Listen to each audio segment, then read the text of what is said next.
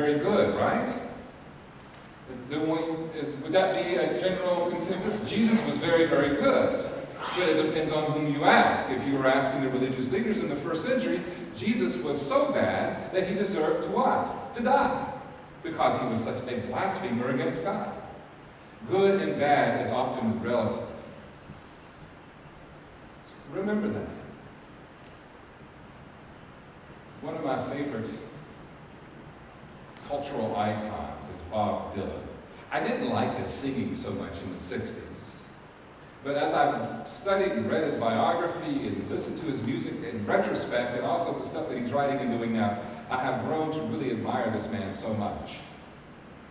And he was in an interview with the late Ed Bradley of 60 Minutes. Now, you all familiar with the 60 Minutes news magazine? That's like been around the longest. And you know that once these guys, Mike Wallace and Ed Bradley, once they started interviewing you, if there's anything in this earth that you've done wrong, they've already got the goods on you, right? And one of the reasons we stay tuned is because we want to catch somebody in their big lie and say, well, take a look at this. Oh, God, then you see them sit and squirm, right?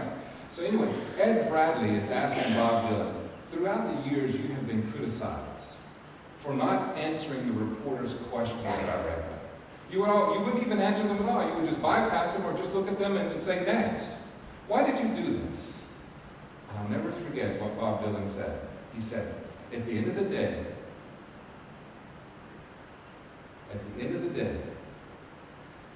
I am accountable to God and myself, and the press is neither one.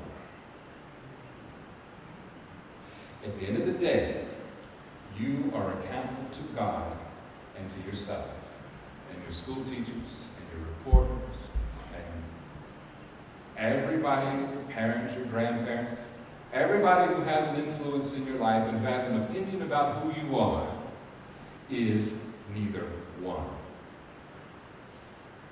Be true to yourself and don't allow someone else's opinion about you keep you from coming to the banquet and enjoying and experiencing the incredible feast. Another thing that I see in this story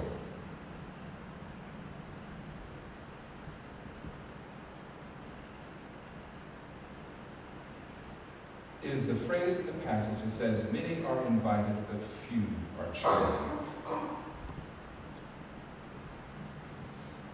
What I really want you to see in this passage is this. I disagree with the image of somehow God and God's great self is looking down upon all humanity and saying, okay, well, it's like picking teams for kickball, right? All right. I was really athletic as a kid, so I was always one of the first ones. I never really experienced what it's like to be the last one picked. And then when everybody's looking at you, shaking their heads like nobody really wants you on their team, but they got to take it, okay? So, but I don't have an image of God looking and saying, yeah, we'll take that one, we'll take this one, those are chosen. Many are invited, but few are chosen. So I'm going to invite everybody, all of humanity that I've created, and I'm just going to choose a few of them just to be my special people. I don't see it that way. I see it like this. God invites us all, but few of us choose to accept the invitation. And when we choose not to accept the invitation, the consequences are severe. It creates pain and suffering for us. It creates pain and suffering for those around us. Because why? We're out of alignment. Now, when God chooses us, which God, I believe, has chosen all of us, then it seems to be very, very important for us to what? Show up. If you're going to receive the invitation, then show up. Report. Be there. And when we come to the great wedding feast, he was talking about how the one guy showed up and he didn't have on the right kind of clothes. He didn't have on wedding. And the king said, how did you get in here? Bind them up, hand and foot, and throw them out where they'll be gnashing. Okay, so obviously he created a huge social faux pas by not wearing the right kind of clothes. He would have been on the Enquirer and ETV and all those things as the worst dressed, not the best dressed, right? So when we show up to the feast, let's be conscious of what it is that we've clothed ourselves in. Let's use that as a wonderful metaphor. One of the things that I think that we need to be clothed in when we show up for this great banquet is to be clothed in curiosity. Have that spirit of a child. Remember, Jesus said over and over again, to enter the kingdom of heaven, you must become like one of these little ones. You know how children are curious about everything. Don't touch the stove, it's hot. Don't touch the stove, it's hot. Don't touch the stove, it's hot. Touch the stove, wah. They're curious though. They need to learn what hot is, right? Have that kind of curiosity. When you show up, be curious. Another thing that I would encourage all of us to do is clothe ourselves with an open heart.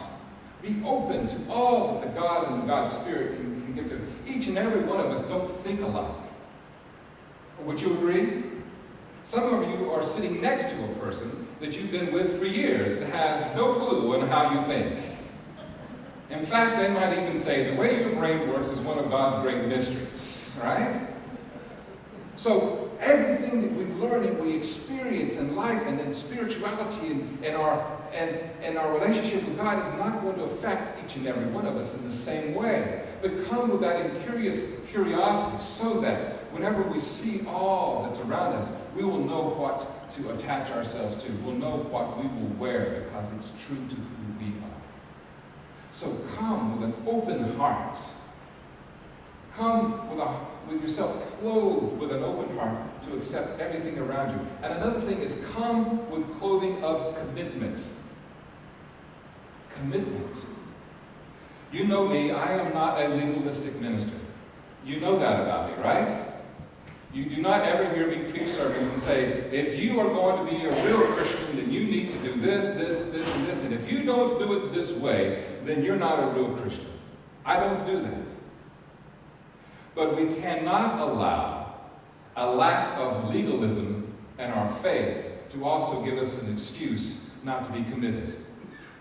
What are you committed to?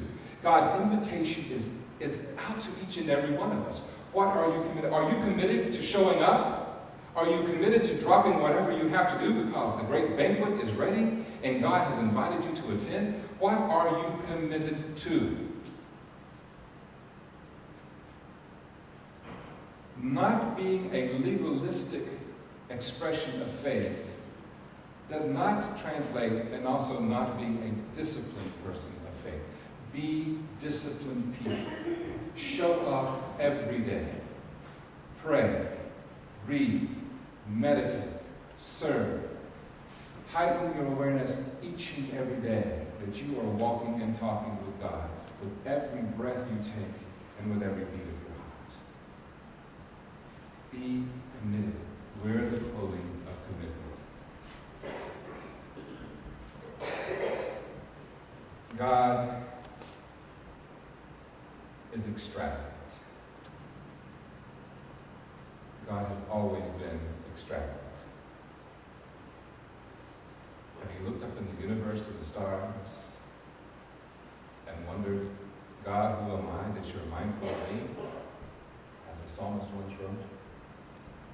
Do you ever take time to look at the Hubble telescope photographs of galaxies, stars, how they form, the different shapes they take, and all the... Have you ever just looked at the incredible extravagance when you're